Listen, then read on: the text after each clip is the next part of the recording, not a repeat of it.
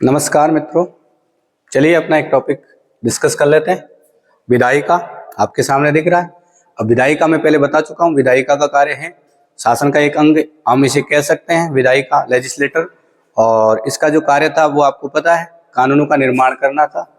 अब देखिए मित्रों, अगर हम बात करें तो यहाँ पर देखो, ये भी समझने का एक जरूरी है बालकों को, क्योंकि कभी बालकों को पता नहीं होता कि विधायिका को केंद्र में क्या किस नाम से जानते हैं, किस तरीके की भाषा शब्दावली का प्रयोग होता है। और प्रांत में यानी कि राज्य, यानी कि भारत एक संघ है, उसके इकाइयों के रूप में हमने राज्य प्रांतों में विभाजित कर रखा है।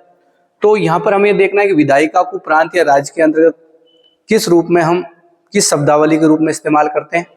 इधर हम केंद्र या संघ में, ठीक है, विधायिका को किस शब्दावली के रूप में इस्तेमाल करते हैं। तो चलिए करते हैं बात। अगर हम बात करें मित्रों केंद्र की या संघ की, तो यहां पर एक शब्द हम यूज करते हैं, ठीक है, विधायिका के लिए। या तो हम कह सकते हैं, वही देखो, व्यवस्थापिका, क्या कह सकते हैं, केंद्रीय या संघीय व्यवस्थापिका। ओके, केंद्रीय या संघीय व्यवस्थापिका। या फिर हम बोल सकते हैं केंद्रीय या संघीय विधान मंडल, केंद्रीय या संघीय विधान मंडल, ठीक है। या फिर हम एक शब्द जो रेगुलर इस्तेमाल करते हैं वो है मित्रों संसद। क्या है? संसद, ठीक है। अब ये तो हमने देखा कि केंद्र स्तर पर या संघीय स्तर पर, यानी पूरे भारत लेवल पर देखा जाए तो हम विधायिका को या तो कहेंगे केंद्रीय व्यवस्थापिका या संघीय व्यवस्थापिका, या फिर हम कहेंगे केंद्रीय विधानमंडल या संघीय विधानमंडल, या फिर हम ज्यादातर एक शब्द इस्तेमाल करते हैं संसद, ठीक है। अब बात करते हैं इधर की प्रांत या राज्य स्तर पर। तो यहाँ पे अगर हम चाहें तो राज्य व्यवस्थापिका कह सकते हैं। क्या कह सकते हैं? राज्य व्यवस्थापिका कह सकते हैं। क्या कह सकते हैं मित्रों? एक मिनट, क्या कह सकते हैं? राज्य व्यवस्थापिका।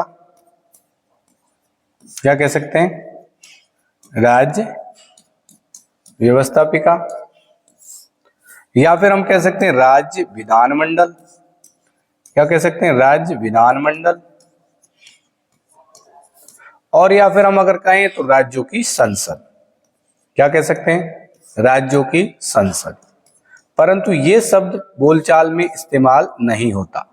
राज्यों की संसद कौन सा इस्तेमाल होता है? या तो हम राज्य विधायिका कहें, ठीक है, या फिर हम क्या कहें मित्रों, राज्य व्यवस्थापिका कहें, या फिर राज्य विधानमंडल कहें।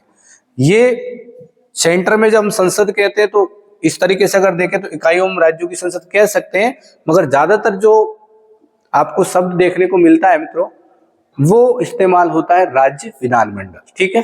तो राज्य विधायिका के लिए, प्रांतों में विधायिका के लिए जो प्रयुक्त शब्द इस्तेमाल होता है, ज्यादातर शब्द इस्तेमाल होता है या तो राज्य व्यवस्थापिका कहेंगे, या राज्य विधायिका कहेंगे, या राज्य विधानमंडल कहेंगे, ठीक है। इधर सेंटर में या केंद्र में अगर देखा जाए तो क्या कहेंगे? केंद्रीय व्यवस्थापिका कह देंगे, या फिर केंद्रीय विधायिका कह देंगे, या फिर संघीय व्यवस्थापिका कह देंगे, या फिर संघीय विधायिका, ठीक है, संघीय विधायिका कह देंगे। या फिर देखिए केंद्रीय विधानमंडल भी बोल सकते हैं, या फिर संघीय विधानमंडल भी बोल सकते हैं। और एक शब्द जो हम इस्तेमाल करते हैं वो है संसद, ठीक है, ठीक है। तो इतनी बात आपकी समझ में आ चुकी है। अब हम बात करते हैं कि भाई ये जो विधायिका है ये सेंटर में यानी कि संघ में किन किन से मिलकर बनती है, ठीक है, और राज्यों में किन किन से मिलकर बनती है। तो ये भी बात हमें समझनी है। जैसे हम बात करते हैं, भाई हमने देखा कि संसद कहते हैं सेंटर में, यानी संघ स्तर पर, यानी भारत लेवल पर, ठीक है। तो ये देखिए मिलकर किन किन से बनती है, देखो याद रखना आपको। एक तो है आपके सदन लोकसभा, एक है आपके राज्यसभा, ठीक है, और एक है आपके राष्ट्रपति। क्या है मित्रों? राष्ट्रपति, ठीक है। क्योंकि जब विधायिका विधेयक पारित करती है तो उसके बाद कोई भी विधेयक, आपको पता है, कानून का रूप यानी अधिनियम का रूप तभी लेता है जब मित्रों राष्ट्रपति उस पर क्या कर दे, अपनी सहमति दे दे, या फिर उस पर क्या कर दे, हस्ताक्षर कर दे। इसलिए राष्ट्रपति को भी संसद का क्या माना गया? अभिन्न अंग माना गया है।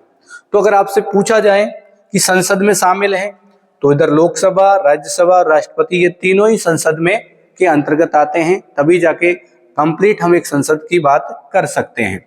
और ये हमारे संविधान के अनुच्छेद 79 में स्पष्टली लिखा है कि भारत की एक संसद होगी जो कि लोकसभा, राज्यसभा और राष्ट्रपति से मिलकर के बनेगी। ठीक है, अब मैं आपको एक चीज और बताता हूं, अगर 79 में मित्रों हम 89 जोड़ते हैं तो अपने निकल के आता है कितना, 168।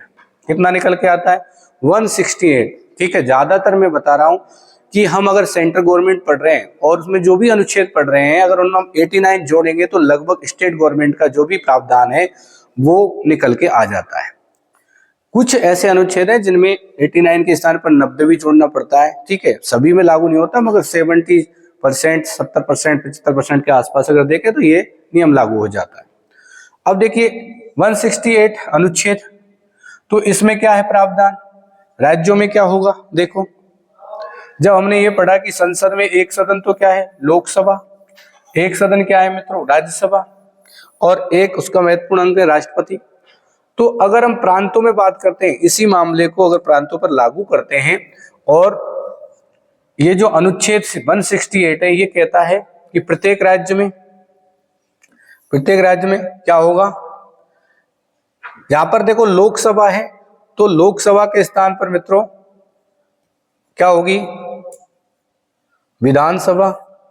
कुछ मिस्टेक हो रहा है थोड़ा सा, एक मिनट रुकिए। देखो लोकसभा के स्थान पर क्या होगी, विधानसभा यहां पर। ठीक है, और राज्यसभा के स्थान पर क्या हो जाएगी, विधान परिषद। ठीक है, केवल नाम बदलेंगे, सिस्टम वही है। और यहां पर राष्ट्रपति है तो राज्यों में कौन हो जाएगा, राज्यपाल। ठीक है, अगर इस प्रकार हम देखें तो स्टेट लेवल पर यानी कि प्रांतीय स्तर पर जो राज्य विधानमंडल है जिसे हम कहते हैं, राज्य विधानमंडल किन से मिलकर बनता है, विधानसभा, विधान परिषद और राज्यपाल। तो जैसे यहाँ 79 में कहा गया था कि भारत की एक संसद होगी जो लोकसभा, राज्यसभा और राष्ट्रपति से मिलकर बनेगी। ठीक है, और उसी प्रकार अगर हम देखें 89 जोड़ते तो 168 आता है, यानी अनुच्छेद 168 में कहा गया है कि राज्य विधानमंडल का निर्माण किन किन से मिलकर होगा, विधानसभा, विधान परिषद और राज्यपाल।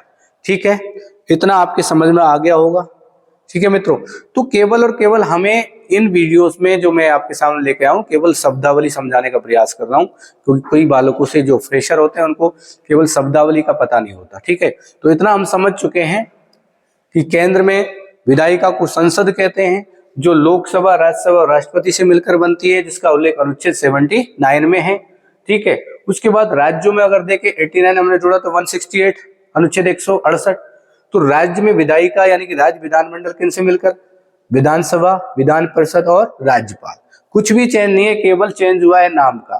बाकी संसदीय शासन प्रणाली मित्रों हम पढ़ाएंगे, आपको बताएंगे संसदीय शासन प्रणाली होती क्या है, उसको केंद्र में, उसी को राज्यों में। ठीक है, संसदीय शासन प्रणाली हमने केंद्रीय प्रशासन में और राज्य प्रशासन में दोनों में ही सेम चीज लागू की गई है।